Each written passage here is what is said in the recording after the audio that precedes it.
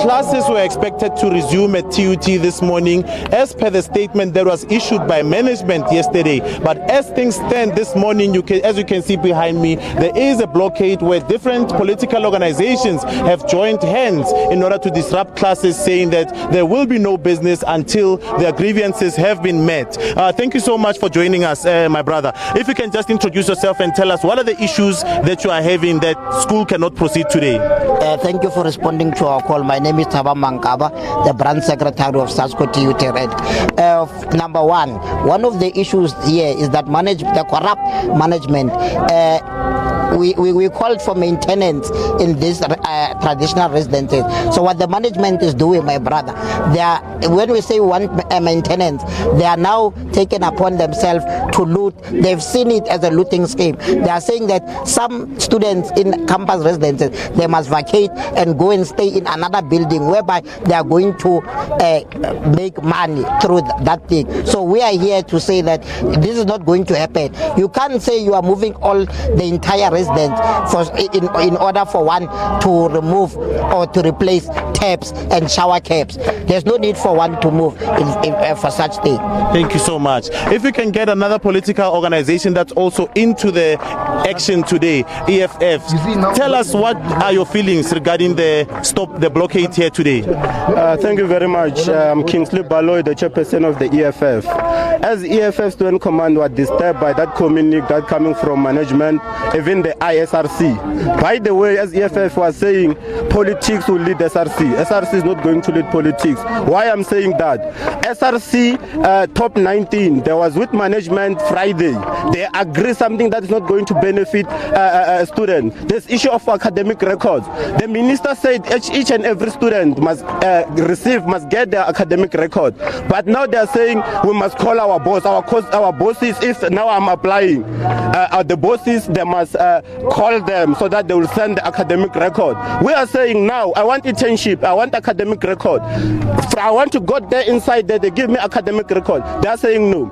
So they refuse to give you academic record if you have fees outstanding, or tell us? They refuse, even though the minister said they must give us academic record. But because they're focusing on money, that one page, they want us to pay 14 rand. They are saying no. There's issue of exclusion. They are excluding each and every one. That many people are excluded now. We are saying first year, even the third year student, they must come back because there are courses here that are facing out here in this university. If the courses are facing out and then they exclude you, where are you going to finish your complete your degree or your diploma? Thank you so much. If I can just speak to the coordinator who organized today's protest, can you just tell us, my brother, what are the issues that you're having? Can we start with the structure? No, you can just talk. I'm going there. No, they'll come to comrades. Thank you, comrades. My name is Lisiba. My surname is Maragalala. The root cause of the problem, the center stage of the whole fracas that is happening here is precisely because of the corruption that is happening in the institution, if we were to be precise. Because we must agree that the institution is in the brink of a collapse. It's in the state of colossal conundrum. So what we are saying is simple, is that there is a company called TUT Enterprise Holding. That is the root cause of our problems, because TUT Enterprise Holding was supposed to bring third stream income to the institution. Of course, it's a well-conceived idea going to benchmark with other institutions of higher learning. They are using it, but however, the model, how they are implementing it in TUT is very flawed, because they frequently take money from the institution to that particular company. Because now we must also check the conflict of interest of the people who are sitting in the board of the company, who are part of the council of the university. That is why we are saying today that wherever we are seated here because of the corruption that is happening in the institution, precisely. And we are saying that the credibility of the institution also is at stake, because you have got the CFO that is under question now, with qualifications that are questionable. So the vice chancellor and the people who were sitting on the board of appointing the CFO, then they must then be able to come and account and tell us how was the CFO hired. To date, up until to date, we have went and requested to see the CV of the CFO and the terms of reference of his employment, because it is alleged that the CFO, Skelo Matlalela, is the chartered accountant from Swaziland. The first allegation was that Skelo Matlalela is registered with SAICA. Now they've changed tune. They've said that he's from Swaziland Institute of Chartered Accountants. So there are many issues that we can raise, my brother, pertaining the corruption of these comrades. But however, provided that we are given time to enunciate and elucidate on these matters, we are going to avail ourselves and also come with prima facie evidence. And we are saying that if it needs to be tested at the court of law, let it be tested at the court of law. We are saying that we have got many sellouts in the student organization who are sleeping with management, who went even to Newsroom Africa to say no, things are fine, the university is running smooth. There is nothing that is running smooth in the university, because we can tell you now that you have got residencies that are accredited by the very same TUT, where students of Sfakomagatu University, they are staying in the very same residence paying 2,800, and then students of TUT they are paying 3,800. Consumer price index does not allow. We are going to continue. Thank you. Yes. Can you please elaborate some of the issues that you have there? Okay, thank you very much. First, my name is Patani Joseph Mwope from Pan-African Student Movement of Azani. First, we find ourselves in such situation today because of the corruption that is ongoing in this campus. In fact, in this institution, yet people, they pretend as if like everything is normal. What are some of the issues in a nutshell, because we're running out of time? What are the issues that you have that you want resolved before the student can go back to school? The maintenance of residences. Like students are living as if like they are animals. The condition of internal residents of TUT, it's very bad. Like even themselves, they cannot take their kids to that residences. Yet when we complain about such things, we said they must do maintenance of that certain residences. When they respond, they told us about renovations. If these people, they can build a mall, a gate mall of 2 months that was supposed to be finished in 2 months, and then they prolong it to 3 years, and then how are they going to finish the maintenance that is supposed to be finished in 2 weeks, which means it's going to take them 5 years again?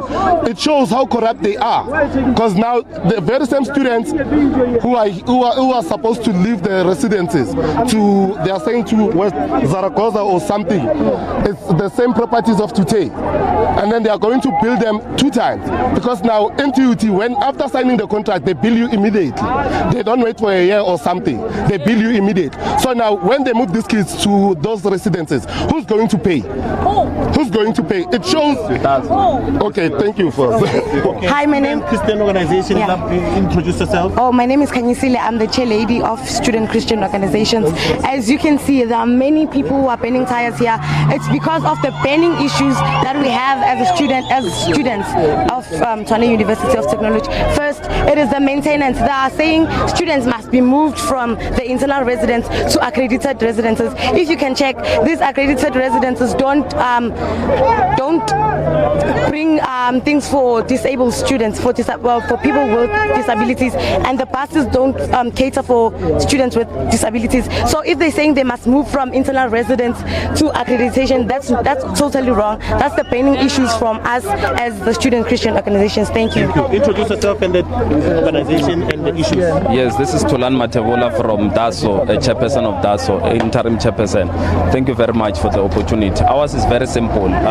It's a residence that is in, or rather we are having an issue of protest, students protesting with regard to service in an instance of academics, in an instance of your residencies, students who are not funded, modules that are being phased out at an institution of higher learning, which students are without the consent of that particular thing. Remember, with all these decisions that the university need to partake in, they need to consult with student representative, rather SRC, but then they were never consulted.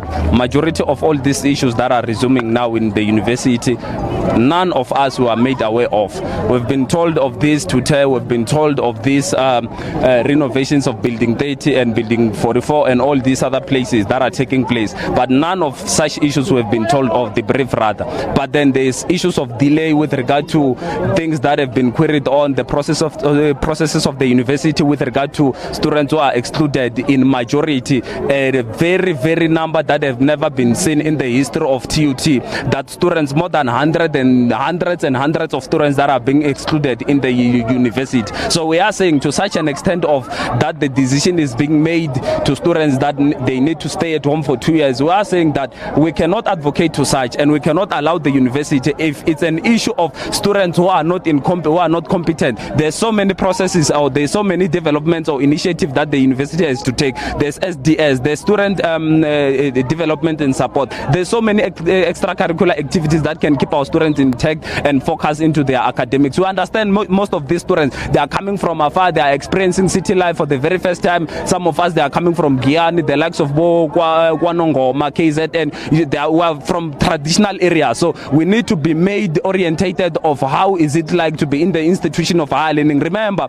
coming from the high school, we are learners and now we are students. So this is us now saying it cannot be work as usual until all issues are resolved, and it cannot be the duties as usual, and we are not going to allow any staff of the university until all our issues have been submitted and have been amended for resolution. Thank you very much. Well, yes, that's a myriad of issues that have been raised by leadership here at TUT of different political organizations. They are saying that it will never be business as usual until most of their issues that have been raised have been addressed. But we understand that at other campuses, management has been given a time frame of 2 weeks to address the issues before there can be a complete shutdown of all TUT campuses. I'm just going to quickly ask my colleague to just zoom behind us to show just what's happening at the entrance, to show that no schooling is being allowed to take place here today, and only after issues have been resolved, that's when the students say from different organizations, they are saying that schooling will only take place after their issues have been resolved. And with that, is back to studio. Yeah, Ofentse Setimo there.